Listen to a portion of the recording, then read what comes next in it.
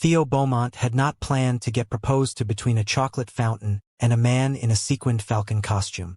The annual Beaumont Foundation Winter Gala was, as always, a masterpiece of elegant nonsense. Crystal chandeliers glowed overhead. Waiters floated through the ballroom with trays of tiny food nobody had ever eaten voluntarily outside a rich person event. A string quartet played with the grim dignity of people who had seen too much. And at the center of it all stood the Beaumont family, looking rich, polished, and emotionally unavailable. Theo, age 26, youngest son of the Beaumont dynasty and family disappointment by popular vote, was attempting to hide behind a potted palm while eating 3 cream puffs in a row. He had once been told by his mother that posture was the skeleton's way of apologizing to society. Theo had not understood what that meant, but he suspected it was an insult. "Stand up straighter," said his mother anyway, materializing beside him like a perfume commercial with opinions. "You slump like a poet." "I volunteer at an animal shelter," Theo said. "This is as straight as my soul gets. Please stop saying things like that where donors can hear." Across the ballroom, his father, Leonard Beaumont, was doing what he did best, speaking loudly and ruining someone's evening. The someone on this occasion was Adrian Vale. Theo had heard about Adrian Vale for years. Everybody had. He was the kind of man magazines described as ruthless, brilliant, and devastatingly private, which was a glamorous way of saying he terrified boardrooms and never smiled in public. He had built Vale Holdings into a business giant, and he had done it with the kind of cold efficiency that made other wealthy men nervous enough to check their stock prices during dinner. He was also, rumor said, the only person who had ever made Leonard Beaumont lose an argument without using a defibrillator. Theo glanced over just in time to hear his father say, "You may have won the contract, Mr. Vale, but there are still circles you will never enter." Adrian stood very still. He was tall, immaculate, and dressed in black so sharp it looked like a legal threat. "How tragic." Leonard lifted his glass. "No Beaumont would ever tie himself to you. Blood matters. Reputation matters." Theo made the mistake of snorting into a cream puff. Several heads turned. Adrian's gaze shifted across the ballroom and landed on Theo. That was unfortunate because Theo was currently holding a napkin, a half-eaten pastry, and the expression of a man who had just realized he was visible. The room seemed to still. Then Adrian crossed the floor with the calm purpose of a man approaching either an altar or a duel. Theo's mother smiled too brightly. "Mr. Vale." Adrian ignored her. He stopped in front of Theo. Up close, he was even more intimidating. His eyes were dark, cool, and unreadable. His voice, when he spoke, was low enough that only Theo could hear it. "Do you trust me for 30 seconds? Theo blinked. That feels like a question people ask right before a kidnapping. 30 seconds, Adrian repeated. Theo looked at his father. Leonard was watching with narrowed eyes. Theo looked back at Adrian, who looked like expensive revenge in human form. Then Adrian said, clearly enough for half the ballroom to hear, "Theo Beaumont, marry me." The ballroom exploded into silence. A champagne flute slipped from somebody's hand and shattered on the marble. Theo stared at him. That is a very strong opening line. Adrian's expression did not change. Yes or no? Theo should have said no. Sensible people said no when billionaires proposed in public during dessert. Sensible people asked questions. Sensible people did not make decisions while holding pastry cream. Unfortunately, Theo had never had the slightest interest in being sensible. Also, his father looked like he might burst into flames. That tipped the scales. Theo dabbed cream from the corner of his mouth, considered the social damage potential, and smiled. All right. The silence became a riot. His mother gasped so hard it sounded rehearsed. His brother Sebastian, who treated every moment of life like it was content for his followers, nearly dropped his phone. Ants spun toward each other like synchronized weather vanes. The string quartet missed a note. Leonard Beaumont stepped forward, face darkening. This is absurd. Theo, enjoying himself now, linked his arm with Adrian's. Too late. I've always wanted to shock a ballroom. This feels efficient. Adrian looked at Leonard and, for the first time that evening, Something almost like satisfaction flickered across his face. Theo noticed it. He also noticed that Adrian's hand, when it settled lightly at the small of his back for the photographers who had suddenly appeared from the walls like well-dressed bats, was careful. That was the first suspicious thing. The second came an hour later, in one of the library's smaller sitting rooms, where Adrian closed the door, turned to Theo and said, "I assume you would like to know what just happened." Theo sat down on the arm of a sofa. "That depends. Is this a spontaneous romance? An elaborate crime? Or a tax situation? A proposal of convenience. Convenient for whom? For both of us, potentially." Theo folded his arms. "That sounds like business language, and I dislike it on principle." Adrian exhaled slowly, as if patience was an expensive muscle he only exercised under pressure. "Your father destroyed my father's company 20 years ago." Theo blinked. That was not where he had expected the conversation to go. Adrian continued. "He used legal pressure, bad faith negotiations, and private intimidation until my father lost everything. It did not kill him outright, but it took enough from him that the rest followed soon after." Theo's joking mood slipped. Adrian's face remained composed, but there was something under the calm now. Not anger exactly. Anger was hot. This was colder than that.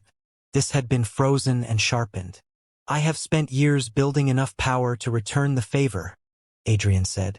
"Your family's position is weaker than they admit. Their reputation is one of the few things still holding them up. Tonight, your father declared that no Beaumont would ever tie himself to me." He looked directly at Theo. "So I asked the Beaumont least likely to enjoy being managed." Theo tilted his head. "You did research." "A little. That is both flattering and unsettling. I am offering a legal marriage for 1 year. Publicly, it benefits us both. Privately, it gives me access to your family's business dealings and undermines your father's control.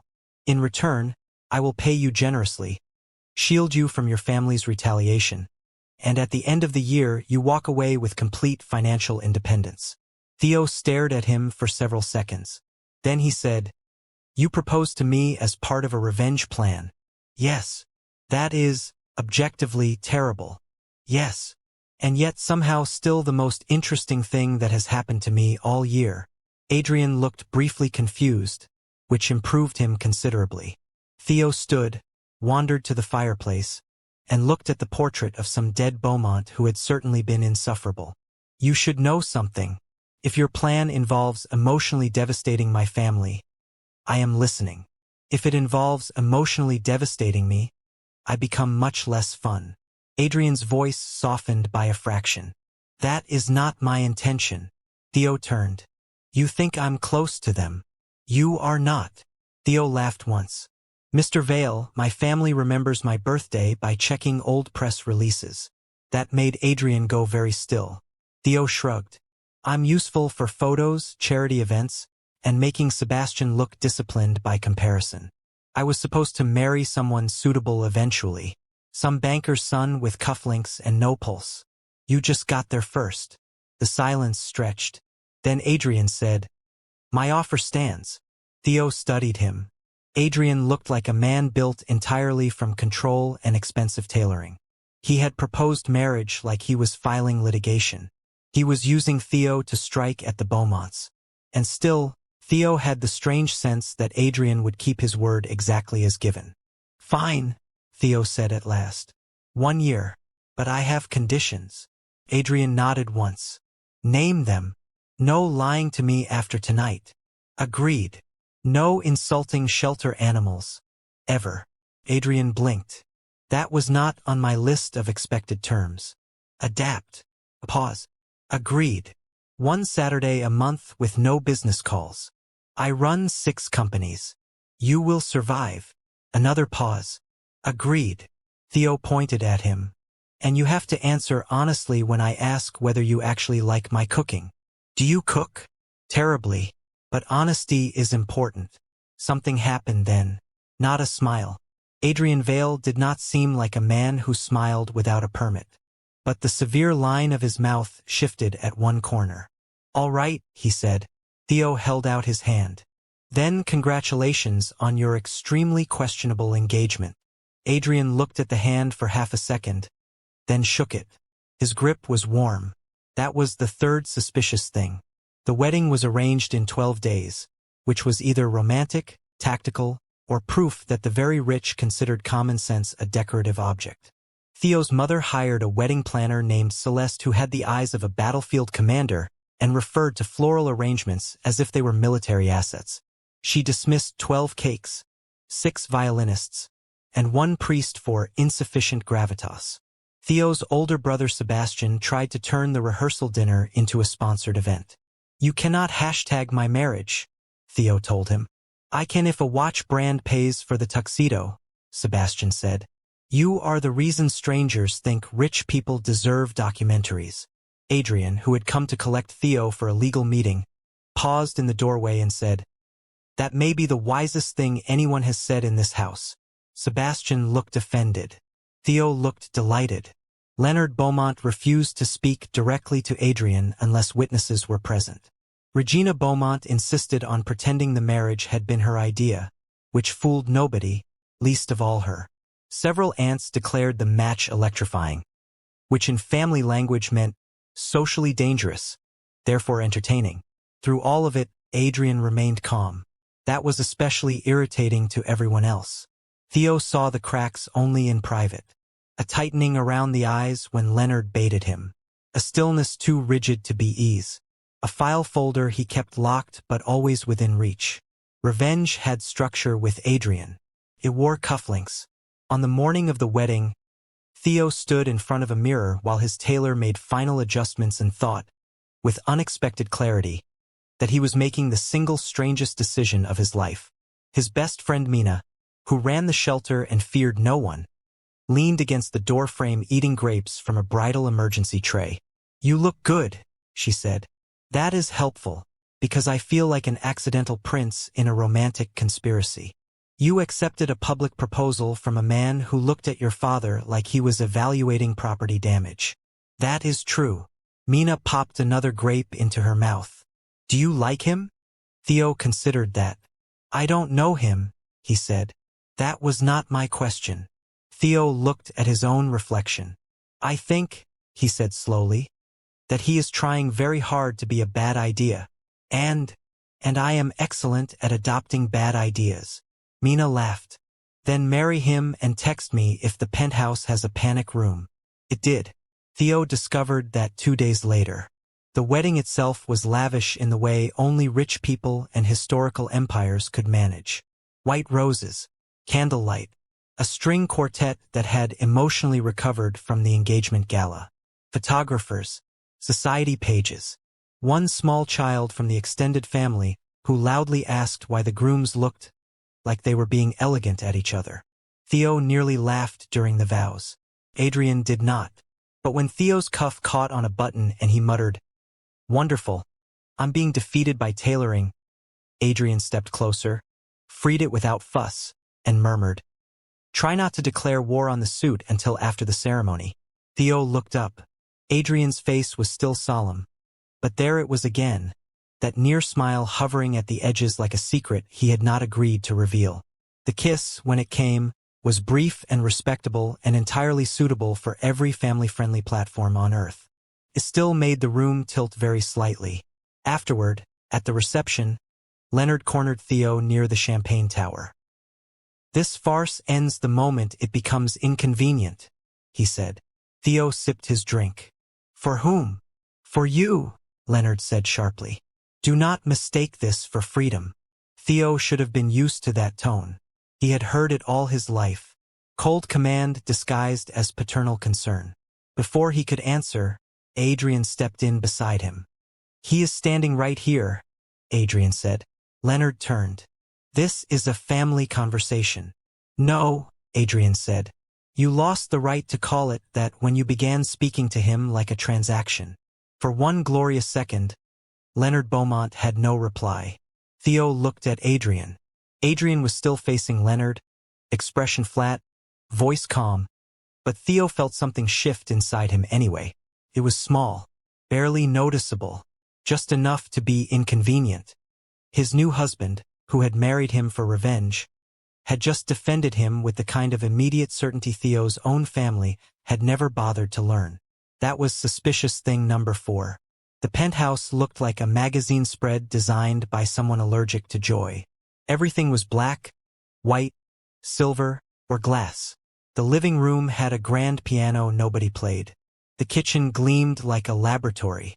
There was an art piece in the hallway that Theo stared at for 2 full minutes before deciding it was either a sculpture about grief or an expensive coat rack. "It needs help," Theo announced on his first evening there. Adrian glanced up from his tablet. The sculpture, the entire vibe. By the end of the week, the penthouse contained 7 plants, 3 colorful cushions, a ceramic duck umbrella stand, and a cat. The cat had not been discussed in advance. Adrian came home on Thursday to find Theo kneeling on the kitchen floor, while a small gray creature with 1 torn ear sat inside a fruit bowl and glared at the room as if preparing to file complaints. "Theo," Adrian said. Theo looked up brightly. "This is bankruptcy." Adrian stared at the cat. "Why is it called bankruptcy?" "Because he arrived suddenly, yelled a lot, and appears to have no long-term plan. The lease does not permit pets." "He's not a pet," Theo said. "He's a tiny financial warning." Bankruptcy sneezed on the marble. Adrian closed his eyes briefly. "Of course he did." Theo stood and walked over. "You said no insulting shelter animals." "I am not insulting him. I am assessing him." "Your assessment lacks warmth." "He is in a fruit bowl." "He likes round architecture." Adrian looked at Theo, at the cat, at the fruit bowl, and then, to Theo's astonishment, said, "Fine. But if he destroys the furniture, you explain it to the designer." Theo grinned. "You just adopted a cat." "I did no such thing." "You absolutely did." Bankruptcy, sensing victory, climbed out of the bowl, leapt onto Adrian's immaculate suit jacket draped over a chair, and went to sleep. Adrian stared at him for a very long moment. Then he sighed with the profound weariness of a man realizing his house had been breached not by enemies, but by chaos. Domestic life settled around them in the odd shape of their arrangement. Theo made breakfast twice and nearly killed a toaster once. Adrian answered emails with the severity of a man issuing royal decrees. Theo brought in flowers from local markets and placed them everywhere. Adrian claimed not to notice, which might have been convincing if he had not begun moving vases out of direct sun without comment. They attended charity luncheons, gallery openings, and one truly grim brunch at which Sebastian tried to ask Adrian about profit margins between mouthfuls of truffle eggs. Adrian, without looking up from his coffee, said, "I admire your confidence in discussing finance while dressed like an apology from a luxury scarf." Theo nearly inhaled orange juice. At home, Adrian worked late in his office. Theo wandered in one night with tea and found a wall-mounted board covered in documents, strings, timelines, and Beaumont names. He stopped in the doorway. "Good evening. I see either revenge or craft supplies have escalated." Adrian turned sharply. "You should knock." "I did." "You were busy building a villain museum." Adrian rubbed a hand over his face. "That was unguarded." Theo set the tea down. "Do you want my help?" "With what?" Theo gestured at the board. "My family. I know who lies, who panics, who thinks offshore accounts are a personality trait. That one there," he pointed at a photo of Aunt Lucinda, "will fold under pressure in 6 minutes if there are cameras. She once confessed to tax issues because someone complimented her earrings." Adrian looked at him for a long time. "You would help me?" he asked. Theo shrugged. "You were honest. Also, watching them get outmaneuvered is a public service." So Theo helped. Not with the cruelty of revenge. He had no talent for cruelty, but he had years of survival knowledge. He knew which cousin leaked to tabloids for attention and which uncle kept backup phones. He knew that Leonard Beaumont treated dinners like interrogations and golf games like warfare. He knew how to sit through family functions without losing the will to live, which Adrian privately regarded as a skill worthy of military funding. In return, Adrian began, little by little, to let Theo in. Theo learned that Adrian drank tea when he was angry and coffee when he was tired. He learned that Adrian's assistant, Mara, had worked for him for 8 years and feared Theo only slightly less than she feared a market crash. He learned that Adrian owned 3 identical gray sweaters and 1 old wristwatch that he never took off. He also learned that Adrian smiled very occasionally when he forgot not to. The first full smile happened because of a blender. Theo had decided to make soup. This was heroic but misguided. 20 minutes later, there was butternut squash on the ceiling, bankruptcy under the table, and Theo standing in the center of the kitchen, holding the blender lid like evidence from a household crime. Adrian walked in, took in the scene, and stopped. Theo lifted the lid. In my defense, the recipe had too much optimism. A sound escaped Adrian. Theo stared. Did you just laugh? Adrian looked genuinely annoyed with himself. No, that was a laugh. It had shape and everything. It was a stress response. You're smiling. I am not. You absolutely are. For exactly 4 seconds, Adrian Vale lost his battle with his own face and laughed outright. Changed him. Not into someone softer, not all at once. He was still Adrian. Controlled, sharp, impossible to bluff. But the laugh cracked open a part of him that had seemed welded shut. Theo saw it, and once seen, it became difficult to stop looking for. He found it in small places.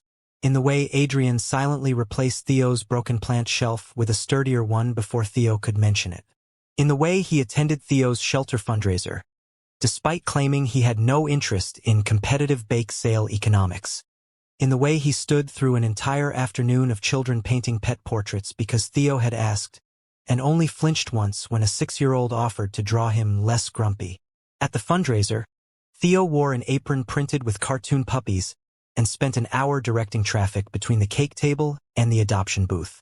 Adrian arrived in a navy coat that probably cost more than the shelter's annual paint budget and immediately looked like a man who had wandered into an alternate dimension. Mina greeted him with narrowed eyes. You're the revenge husband. Adrian inclined his head. An unflattering summary, but not inaccurate. She looked him over. Do you make him cry? No. Do you plan to? No. Do you deserve him? Adrian paused. That, he said, remains under review. Mina burst out laughing. All right, you can stay. Take those raffle tickets. Theo watched from across the yard as Adrian Vale, terror of boardrooms, stood behind a folding table and sold raffle tickets to grandmothers while wearing a sticker that said hello, I love dogs. Theo had put the sticker there himself. Adrian had not removed it. That evening, after the fundraiser raised 3 times its goal because Adrian had quietly bought every item at the silent auction, Theo found him on the penthouse balcony staring out over the city. You didn't have to donate a refrigerated van, Theo said. The shelter needed one. You bought it in 11 minutes. It seemed efficient. Theo leaned against the railing beside him. You know, most men flirt with flowers. Adrian looked at him. Would that have worked? Theo considered. Probably, but the van was memorable. The city lights reflected in the glass behind them. Somewhere inside, Bankruptcy knocked something small and expensive off a shelf. Neither of them moved. Theo, Adrian said after a moment, voice quieter than usual, why do you still attend their events? Theo knew who he meant. He watched traffic move below. Habit, hope, stubbornness. Pick one. You owe them nothing. Theo smiled without much humor. Try telling a child that. Then tell the adult that child grew into. Adrian said nothing. Theo glanced at him. It's all right. I stopped expecting warmth from them years ago. Adrian's jaw tightened. That expression again. That quiet, dangerous anger on Theo's behalf. Theo looked away quickly because his heart, which had previously behaved itself with reasonable discipline, had started doing choreography. The internet fell in love with them by accident. It began with a charity dance gala, because all rich people eventually invent reasons to wear formal clothes while pretending it helps society. Theo and Adrian were expected to perform the opening waltz as newlyweds. There was only one problem. Neither of them could dance together without becoming a safety concern.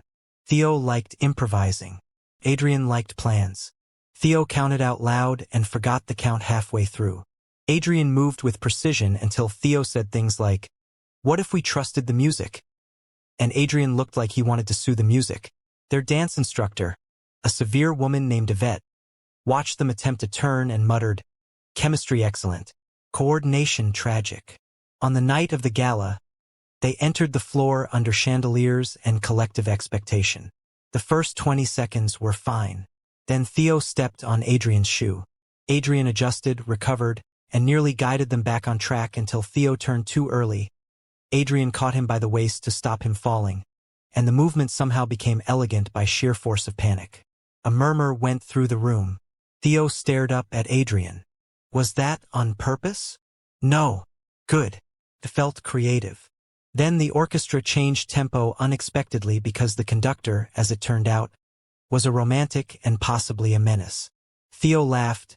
Adrian exhaled like a man surrendering to a natural disaster, and they stopped trying to dance correctly. They moved instead in a way that looked intimate, ridiculous, and startlingly alive. Adrian steadied. Theo sparkled. They nearly collided twice, recovered both times, and ended with Theo dipped backward against Adrian's arm, while both of them looked equally shocked to still be upright. The room erupted. The next morning, clips of the dance were everywhere. Commentators called it passionate, modern, refreshing, and the first time two rich men have looked human under a chandelier. Sebastian tried to profit from the attention. Theo blocked him. Adrian pretended not to care while Mara informed him, deadpan, that the public approval numbers on his image had gone up 16% because he had looked fond. "I did not," Adrian said. Mara slid a tablet across his desk. On the screen was a slowed clip of Adrian looking at Theo like he had forgotten the audience existed. Mara raised one eyebrow. "Would you like me to draft a statement? Or should I schedule you a mirror?" He dismissed her. He kept the tablet. Weeks passed. The plan against the Beaumonts moved forward. Adrian gathered documents. Theo pointed out which numbers were fake, which shell companies were too obvious, which board members would betray Leonard the moment their yachts felt threatened. But the revenge had changed shape. At first, Adrian had wanted impact, exposure, ruin measured in headlines. Now, every step he took was filtered through a thought he had never intended to have. How would this affect Theo? It infuriated him. It also made him gentler. He negotiated around Theo's charitable foundation so it would survive the fallout. He rerouted legal pressure away from the small employees who would be collateral damage. He stopped speaking of victory as if it were clean. One Saturday, honoring the contract clause he had once found absurd, Adrian allowed Theo to drag him to a seaside in 3 hours from the city. "It's a break," Theo declared from the passenger seat. "It is a road trip. Try joy." The inn was charming in a lopsided way. It had creaking floors, flower boxes, and an owner named Mrs. Holloway who looked at them once and decided they needed soup and emotional supervision. "There's only one room left with an ocean view," she announced. Adrian looked at Theo. Theo looked at the ceiling. How shocking. What an unforeseeable coincidence. The room contained one large bed, 2 quilts, a fireplace, and a window looking out over gray-blue water. Adrian set down his bag with the expression of a man assessing a hostage situation. Theo dropped onto the bed and spread his arms. "This is nice. This is manipulated. You say that like it's bad. Some of history's best romances involved meddling landladies. We are not a romance." Theo propped himself up on his elbows. "No, we are a legal revenge arrangement with excellent cheekbones." Adrian should not have smiled. He did anyway. That night it rained. The power went out for 40 minutes. They sat by the fireplace with candles between them while the wind rattled the old window panes. Theo, warm in borrowed blankets, said, "I hated storms when I was little." Adrian looked over. "Why?" "The house always got louder when it rained. My parents hated canceled plans. Sebastian hated being bored. Everybody snapped at everyone else." Theo shrugged. The weather felt personal. Adrian's expression softened. "And now?" Theo looked at the fire. "Now I like them. They remind me there are things bigger than people's moods. Silence settled, not awkward at all. Then Theo said, "What were you like before all this?" Adrian leaned back in his chair. "Before what?" "Before the empire. Before revenge. Before you dressed like a chess move." To Theo's surprise, Adrian answered. "Bookish," he said. "Angry. Poor. Very determined not to stay poor." Theo smiled. "That one survived." "Yes. What else?" A longer pause. "I laughed more," Adrian said.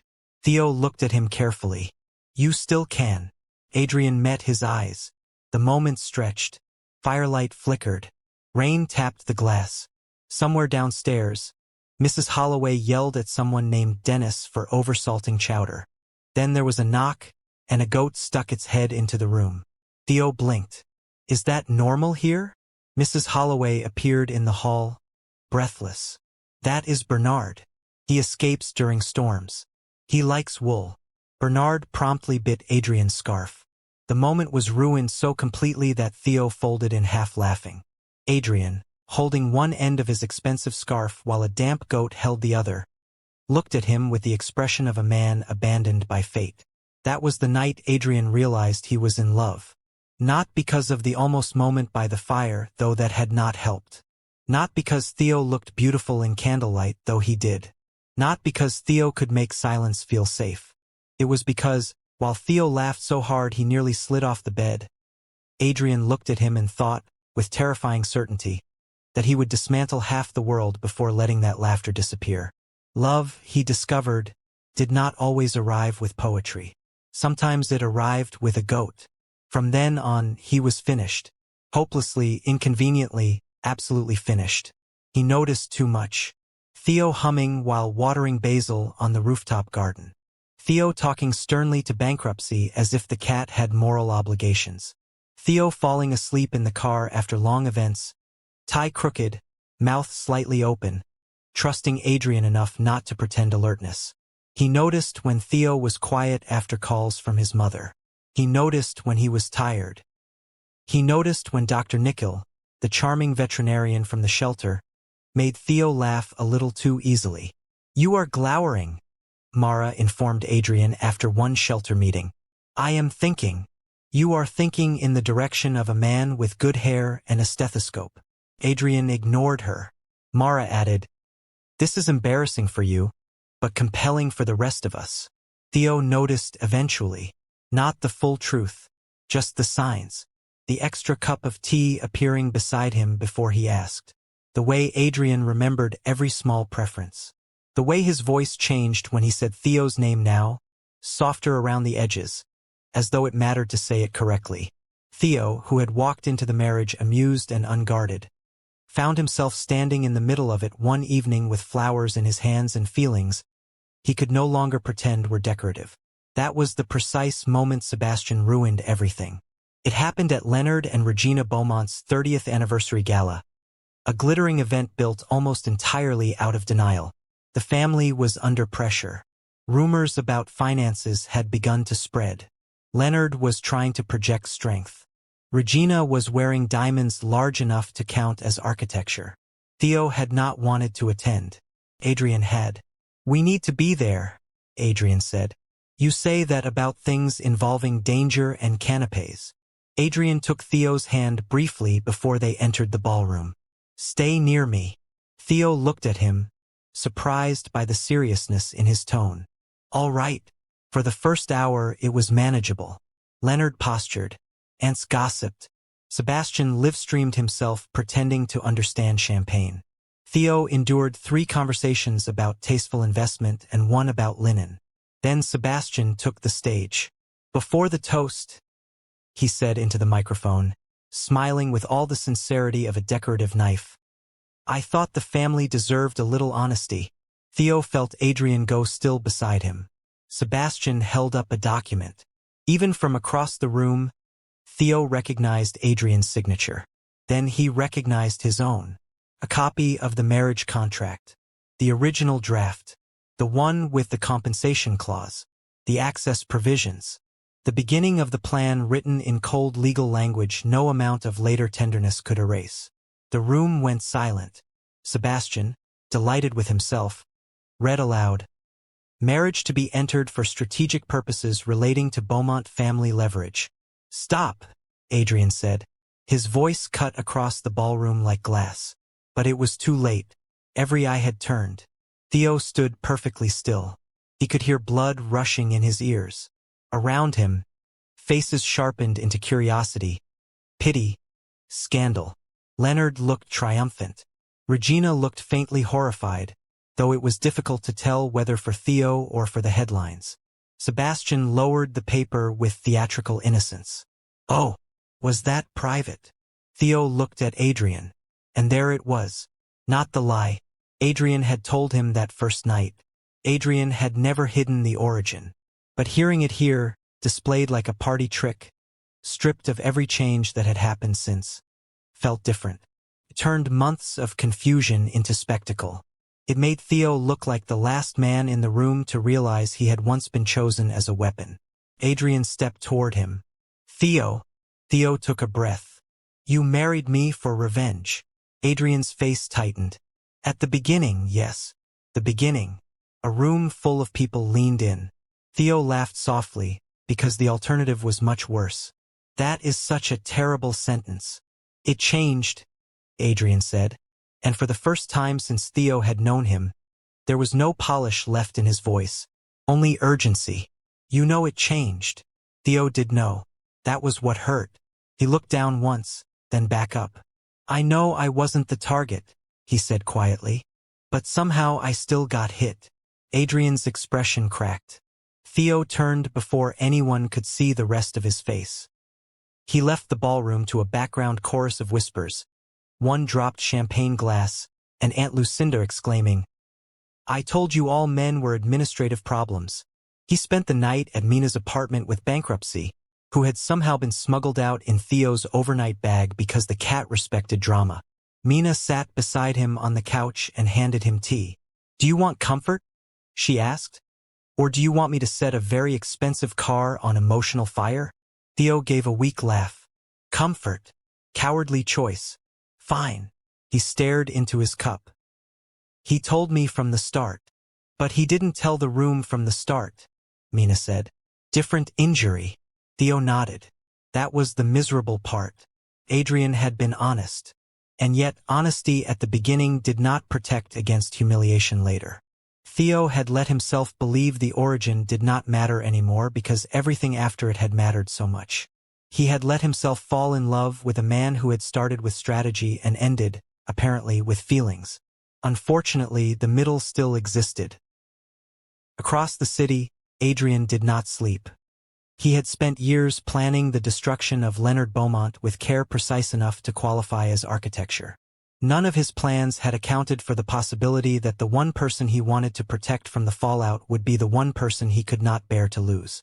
Mara found him in his office at 3 in the morning staring at the revenge board. "It is over, then," she said. He looked up. No, that was not optimism. That was a diagnosis. Adrian stood. "Prepare the legal team. All of it." "All of what?" He took the original contract from the safe, looked at it once, and tore it cleanly in half. Mara, who had seen market collapses and hostile takeovers without blinking, raised both eyebrows. "The careful approach is finished," Adrian said. "Leonard wanted a spectacle. He can have one." "What about Theo?" Adrian closed his eyes briefly. "Everything is about Theo now," he said. The Beaumont board meeting 3 days later was meant to be a show of confidence. Instead, it became an execution. Leonard entered the conference hall flanked by lawyers and pride. Reporters waited outside. Investors filled the room. Sebastian was live-streaming again because wisdom had never interrupted his hobbies. Theo attended only because Regina had called that morning in tears, insisting the family needed him present. He nearly refused. Then he realized refusing would mean hiding while the Beaumonts controlled the story yet again. So he came. He did not expect Adrian to be there. He certainly did not expect Adrian to walk to the front of the room, connect a projector, and begin speaking in the calm tone of a man about to ruin several expensive lives. "Good afternoon," Adrian said. Before the board proceeds, there are material facts shareholders deserve to know. Leonard rose. You have no authority here. Adrian pressed a button. The screen behind him lit with documents. Transaction records. Shell companies. Forged signatures. Internal emails. A financial maze so detailed and damning that even Sebastian lowered his phone. Theo stared. Adrian continued, each word crisp and merciless. For years, Leonard Beaumont diverted assets through subsidiary accounts while concealing losses from investors. When auditors questioned irregularities, records were altered. When signatures were needed, they were manufactured. Another button. Theo's name appeared on the screen. His stomach dropped. Then Adrian said, one of those signatures belonged to Theo Beaumont. It was forged. I have obtained handwriting analysis, metadata, and witness testimony proving he was not involved in any of these transactions. The room erupted. Leonard shouted. Board members shouted louder. Lawyers began making urgent sounds. Regina sat down very abruptly. Aunt Lucinda, somehow present despite not officially holding any position, whispered, I knew it. The fonts were suspicious. Theo did not hear much after that. He was looking at Adrian, at the man standing alone in front of the entire machine he had once wanted to break from the inside, choosing now to do it openly, cleanly, and in a way that pulled Theo out of the wreckage first. Adrian kept speaking, about fiduciary fraud, about criminal referrals, about frozen accounts and protected employees and emergency measures to preserve the charitable foundation. Every safeguard Theo had worried about was there. Every innocent person Adrian could protect had been accounted for. This was not revenge anymore. This was surgery. Leonard pointed at him, shaking. You did this for spite. Adrian looked at him with chilling calm. No. Spite was the draft version. He turned then not to the board but to Theo. In front of shareholders, reporters, lawyers, and one cousin who had already started crying for attention, Adrian said, I owe Theo Beaumont the truth in the only form left to me. The room somehow got quieter. I married him for a reason I am not proud of, Adrian said. That is my shame, not his. He was never part of my plan. He was the person who made me realize the plan was not enough. Theo's breath caught. Adrian's eyes did not leave his. He is kinder than the family that used him, braver than the room that judged him, and better than I deserved the day I asked him to marry me. His voice was steady, but there was no distance in it now. Everything good that came after was real. Every feeling was real. And if he never forgives me, that will still be true. Nobody in the room moved. Then Sebastian, because dignity had never survived in his presence, muttered, This is terrible for my engagement numbers. A board member told him to be quiet. Theo should have been furious still. Part of him was hurt did not evaporate because a man gave a devastating public confession in a suit that fit like a thesis. But underneath the hurt was something equally undeniable. Adrian had chosen. Not the clean, strategic choice. Not the safe one. Not the one that preserved his image or protected his pride. He had chosen Theo in the messiest, most irreversible way possible. Later, when the room had descended into legal chaos and Leonard Beaumont was being escorted out while protesting every step, Theo found Adrian alone in a side corridor. For a moment, neither spoke. Then Theo said, You do enjoy dramatic timing. Adrian looked exhausted. I learned from your family. That is not a compliment. I know. Theo folded his arms, though there was no heat in it now. You cleared my name. Yes. You protected the foundation. Yes. You made my brother cry. That part was incidental. Theo's mouth twitched. Liar. Adrian stepped closer, then stopped at a distance careful enough to be permission, not pressure. I loved you long before that party, he said quietly. I should have found a way to say it before I lost the right. Theo looked at him, really looked, at the controlled man who now looked almost uncertain, at the husband who had started as a bargain and become, somewhere in the wreckage, home. You did lose the right to easy forgiveness, Theo said. I know. But, Theo added, You did not lose me as completely as I wanted to threaten at 2 in the morning. For the first time in days, something like hope crossed Adrian's face. Theo sighed. This is inconvenient. Yes. I dislike being in love with people who do things like contractual revenge marriages. A reasonable standard. And yet here you are. Adrian's gaze dropped briefly to Theo's mouth, then returned to his eyes. Here I am. Theo held that stare for a heartbeat, then another. You are going to spend a very long time making this up to me.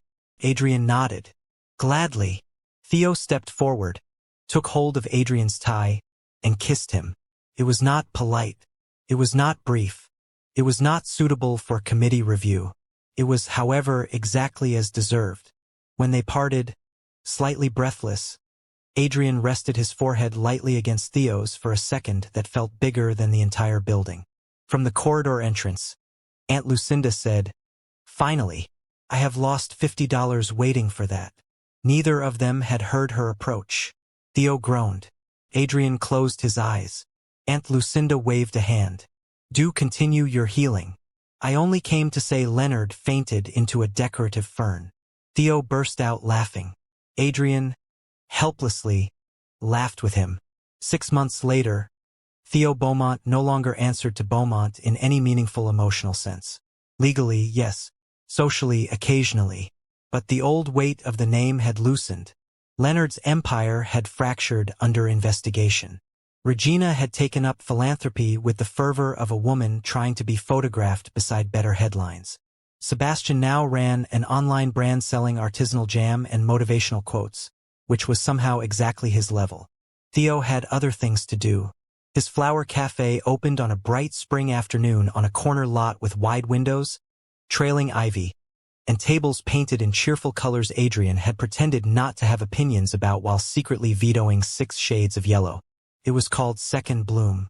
Mina ran the community events. Dr. Nickel handled pet adoption weekends, which Adrian tolerated with dignified restraint. Bankruptcy ruled from the windowsill like a tiny judgmental landlord. And on the rooftop above the cafe, where Theo had built a garden with herbs, roses, and string lights, Adrian asked him to marry him again. This time there were no cameras, no shocked ballroom, no revenge, just evening sun, flowers moving gently in the breeze, and Adrian standing in front of him with a small velvet box and none of his usual armor. The first time, Adrian said, I asked you a terrible question for a terrible reason. Theo smiled softly. You did. I would like to try again. He opened the box. Inside was a simple ring, elegant and warm, engraved on the inside with one sentence. No strategy. Just you. Theo looked up too fast because his eyes had suddenly gone suspiciously bright. Adrian, he said. Adrian took a breath. I love your laugh.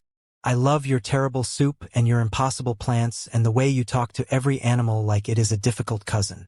I love the life that exists wherever you are.